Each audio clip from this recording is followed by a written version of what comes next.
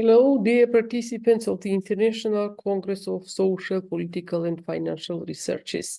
I'm Kasradze, professor of the Faculty of Business and Technology at Caucasus International University from Georgia.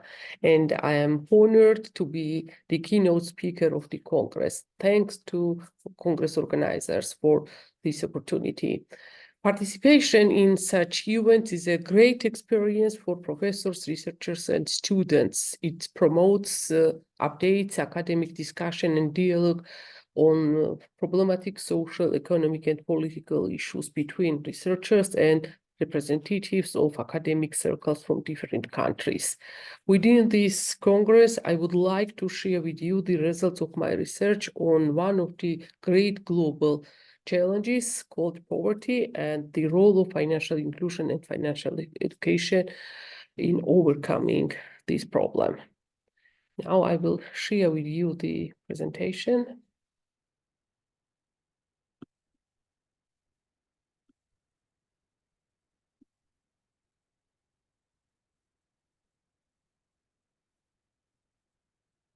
Okay. The topic of my presentation is financial inclusion and the financial education, an effective tool for poverty reduction, Georgia's example. Poverty, recognized by United Nations as the top sustainable development goal in 2015, is a global challenge that requires effective global efforts by member states of governments. The COVID-19 pandemic has worsened the already slow pace of poverty reduction around the world. Some countries have managed to protect their population and avoid the further growth of poverty, while others failed to overcome the problem. The troubles caused by the pandemic were also added to those caused by the Russian-Ukrainian war, which forced countries to be faced with several challenges such as rising cost, enhanced inflation, increased interest rates, inflated prices for energy carriers, and etc. According to United Nations, if this trend continues, 575 million people will still live in extreme poverty by 2030, and only 1/3 of the countries will be able to reduce the national poverty by half.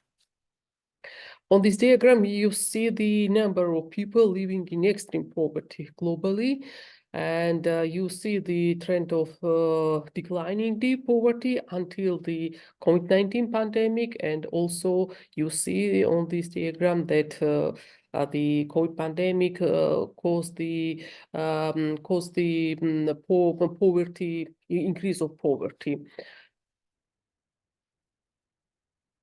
Now, increasing financial education and financial inclusion, among other action steps, is considered by the United Nations to be an effective means of overcoming poverty, as it has the transformative power to accelerate inclusive development. Financial inclusion implies equality of access to financial information and services. Every member of the public should have access to the financial information and services that the other part of the population enjoys. Studies show that the low level of financial education is considered one of the main barriers to financial inclusion. Financial knowledge is considered an enabling factor that unlocks other key dimensions of financial inclusions. Without financial education, it is impossible to achieve financial inclusion, which can be considered a pillar of inclusive growth. If the general public does not have sufficient financial education to take advantage of the available opportunities, then only a small part of society will be able to take advantage of these opportunities. And financial inclusion and inclusive growth will remain unattainable goals.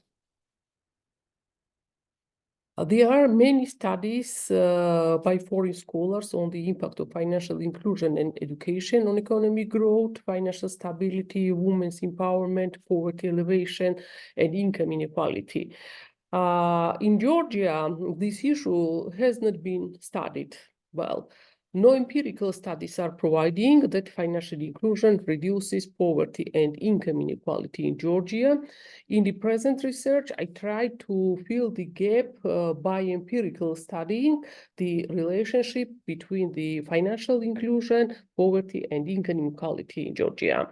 In the region and among the post-Soviet countries, Georgia is one of the leading countries in terms of access to finance and financial education, while we also in the leading position in terms of poverty. And you see on this diagram that here we have the access to finance information, and you see that the Georgia has the quite good position comparing to neighboring countries like Azerbaijan, Armenia, post-Soviet country like Tajikistan, Uzbekistan, even in Turkey. And on the next slides, here we have the poverty rate, percent of population living in less than 2.15 US dollar per day. And you see that the Georgia, comparing to other countries, Azerbaijan, Belarus, Kazakhstan, Tajikistan, Ukraine, Turkey. The last one is the Turkey data. We see that the poverty rate is quite high in Georgia. And this is what led to the interest in the research and the following research question arises from this. First is does financial inclusion reduce poverty and income inequality in Georgia? The second question is does financial education increase financial inclusion in Georgia? And third one, does financial education affect poverty in Georgia? Here is the literature review, and studying the impact of financial inclusion on poverty and income inequality is the research interest of many scientists and scholars. Studying show that the economy with higher financial inclusion significantly reduce poverty rate and income inequality in developing countries. And the effectiveness of financial inclusion in reducing poverty and income inequality depends not only on inclusiveness, but also on other factors such as the rule of law, access to education, inflation, and etc. Now here we have the our research methodology.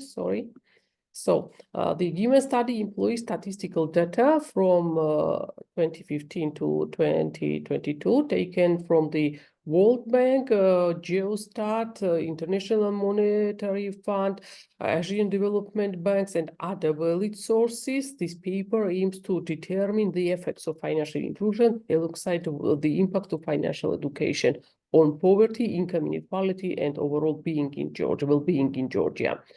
To reach the goal, a covariance matrix was provided, and comparative studies of the statistics throughout different years were employed.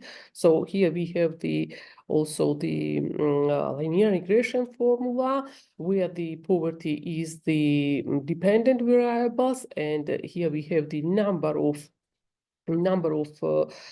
independent variable like such as financial inclusion index, financial education, rule of law, Gini index, inflation, GDP per capita, trade, and so on. Number of population as well is one of the independent variable. So I will show the next matrix.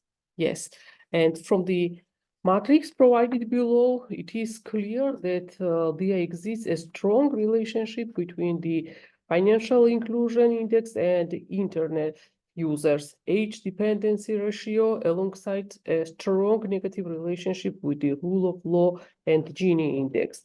The main finding here is that when an increase in financial inclusion level is faced in decreasing the Gini index, it decreases the Gini index, meaning that income inequality scope reduces, which supports economic well-being. Owning mobile phones, domestic credit to the private sector by banks, general government expenses, and the gender development index strongly correlate with financial inclusion index positively. Given variables have different relationship with each other with different strengths. And the figure 1 also demonstrates the negative relationship between financial inclusion index and poverty, which is reasonable, as a high level of financial inclusion means a strong economy, implying better living conditions and economic poverty. And now the conclusions and recommendations derived from the research. Research shows that economies with higher financial inclusion reduce poverty rates and income inequality in developing countries. However, the effectiveness of financial inclusion depends on other factors such as the rule of law, access to education, inflation, etc. The main finding to emphasize is that there exists a strong negative relationship between financial inclusion and absolute poverty in Georgia, as well as the Gini index, meaning that an increase in the inclusion level will reduce poverty and income inequality. Secondly, financial inclusion index has a positive correlation with financial literacy, implying one variable supports and strengthens the other.